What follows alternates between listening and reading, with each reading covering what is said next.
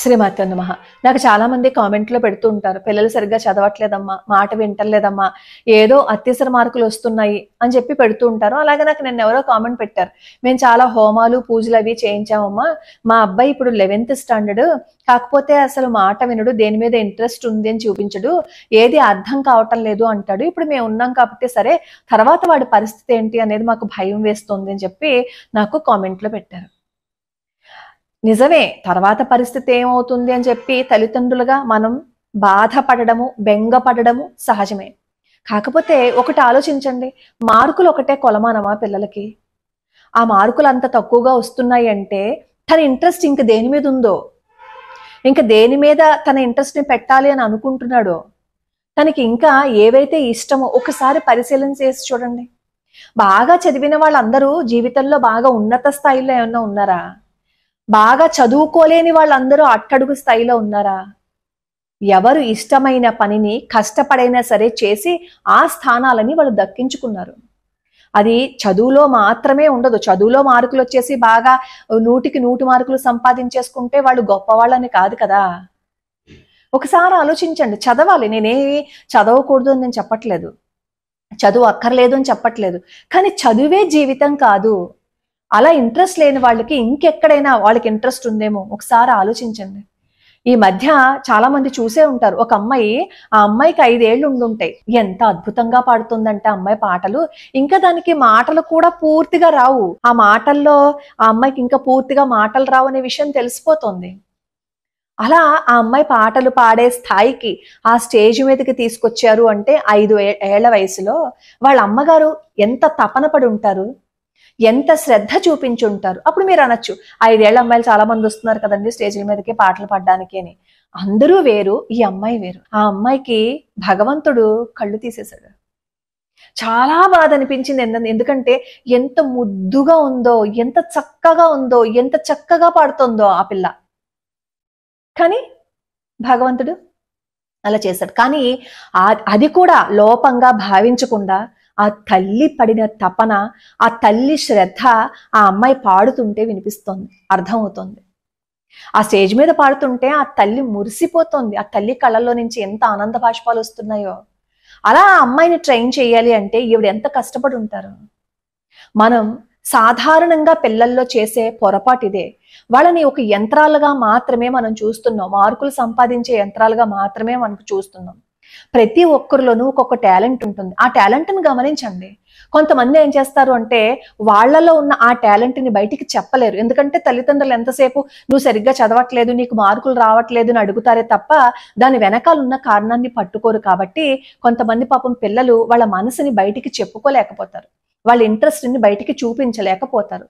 అప్పుడే మనం పిల్లల్ని దగ్గర కూర్చోపెట్టుకుని ఎందుకు మార్కులు తక్కువ వస్తున్నాయి, అసలు వాడు ఎందుకు అలా ఉన్నాడు, ఏమైనా హెల్త్ ఇష్యూస్ ఉన్నాయా, లేదు అంటే వాడికి ఇవన్నీ చదవడం ఇష్టం లేదా, ఇంకేమైనా కారణాలు ఉన్నాయా, ఇవన్నీ మనం కనుక్కుంటే మనకి సరి అయిన సమాధానం దొరికేస్తుంది ఖచ్చితంగా. చదువు ఒకటే కొలమానంగా చూడకండి. మార్కులు తక్కువ వచ్చాయనుకోండి, వాడి జీవితంలో ఎందుకు పనికిరాడంటారా చెప్పండి. ప్రతి ఒక్కళ్ళకి ఏదో ఒక టాలెంట్ని భగవంతుడు పెట్టే ఉంచుతాడు. ఏ మనిషికైనా సరే టాలెంట్ ఉంటుంది. ఎవరిని ఊరికే భూమి మీద పుట్టించడు భగవంతుడు. ప్రతి ఒక్కరికి ఏదో ఒక టాలెంట్ ఉంటుంది. ఆ టాలెంట్ని కనిపెట్టడమే కాస్త కష్టం అవుతుంది అంతే. ఇప్పుడు అయ్యో మా పిల్లలు సరిగ్గా చదవటం లేదు, ఇప్పుడు మేము ఉన్నాం కాబట్టి పర్వాలేదు, తర్వాత అని ఇబ్బంది పడకండి, తర్వాత అని బాధపడకండి. వాళ్ళలో ఉన్న టాలెంట్ని బయటికి తీయండి. ఇప్పుడు అవకాశాల కోసం కూడా మనం ఎదురు చూడవలసిన అవసరం లేదు. వాళ్ళకున్న టాలెంట్ని మనం వీడియోస్ ద్వారా సామాజిక మాధ్యమంలో పెట్టినట్లయితే ఎంతో మంది వాటిని ఎంకరేజ్ చేస్తూ ఉంటారు తెలుసా. ఎంతమంది టాలెంట్ ఉన్న పిల్లలు రావట్లేదు చెప్పండి బయటికి. ఎంతమంది పాటలు పాడేవాళ్ళు ఈ సామాజిక మాధ్యమంలో వాళ్ళకు వచ్చిన పాటలను అప్లోడ్ చేస్తే ఎంతమందికి సినిమా ఛాన్సెస్ రావట్లేదు, ఎంతమందికి స్టేజ్ల మీద పాడే అవకాశం రావట్లేదు. ఇప్పుడు చూడండి, డ్యాన్సులు చేసేవాళ్ళు కూడా ఎంత అద్భుతంగా చేసేస్తున్నారు. అంటే వాటిల్లో పెట్టండి, అవే జీవితం అని నేను చెప్పటం లేదు, కానీ కొంతమందికి పిల్లలకి కొన్ని కళలు ఉంటాయి. పెయింటింగ్ వేయాలని, పాటలు పాడాలని, యానిమేట్ చేయాలని, ఇవన్నీ ఉంటాయి. అప్పుడు మనం పిల్లలకి చెప్పాల్సింది ఏంటంటే వాళ్ళ మనసును కనుక్కొని, నాన్న నువ్వు చెప్పింది నాకు అర్థమైంది, కానీ మనం ఏదైనా సాధించాలి అంటే మనకి మినిమం ఒక డిగ్రీ ఉండాలి. కాబట్టి నువ్వు ఇది చదువుకో, దీంతో పాటుగా నీకు ఇంట్రెస్ట్ ఏముందో చూడు, దాన్ని కూడా మనం ప్రోత్సహిద్దామని చెప్పి ప్యారలల్ గా తీసుకువెళ్ళండి. అలా తీసుకువెళ్తే పిల్లలు అద్భుతంగా రాణించగలుగుతారు. ఇప్పుడు 5 ఏళ్ల పిల్ల తనకి కళ్ళు లేకపోయినా సరే వాళ్ళ అమ్మగారు ఎంత ఎంకరేజ్ తీసుకొచ్చి అక్కడ కూర్చోబెట్టారు చెప్పండి.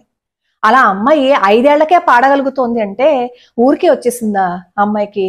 వాళ్ళ అమ్మగారు ఎంత తపన పడి ఉంటారు.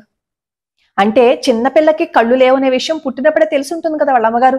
అప్పుడే ఆవిడ మనసులో ఫిక్స్ చేసుకుని ఉండుంటారనమాట.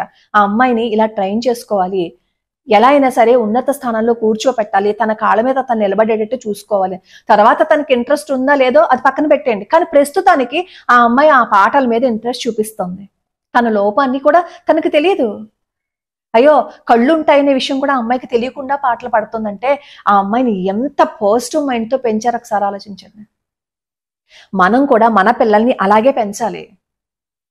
ప్రతిదాన్ని పాజిటివ్గా తీసుకునేటట్లు చెప్పాలి. ఒకవేళ వాళ్ళకి ఏమైనా జీవితంలో ఎదురు దెబ్బలు తగిలాయి అనుకోండి, మనమే ముందుకు వెళ్ళి దాన్ని సాల్వ్ చేసి రాకూడదు, వాడే చేసుకుంటాడు. ఎలా సాల్వ్ చేసుకోవాలి అనేది వాడికి ట్రైన్ చేయండి. మనమే ఆ సమస్యను సాల్వ్ చేసేసాము అనుకోండి, ఇంకా జీవితంలో ఎప్పటికీ వాళ్ళు ఏమీ సాల్వ్ చేసుకోలేరు. ప్రయత్నించి చూడండి. మనం పిల్లలతో ప్రతి క్షణం గడిపితే పిల్లలు అద్భుతాలే చేసి చూపిస్తారు.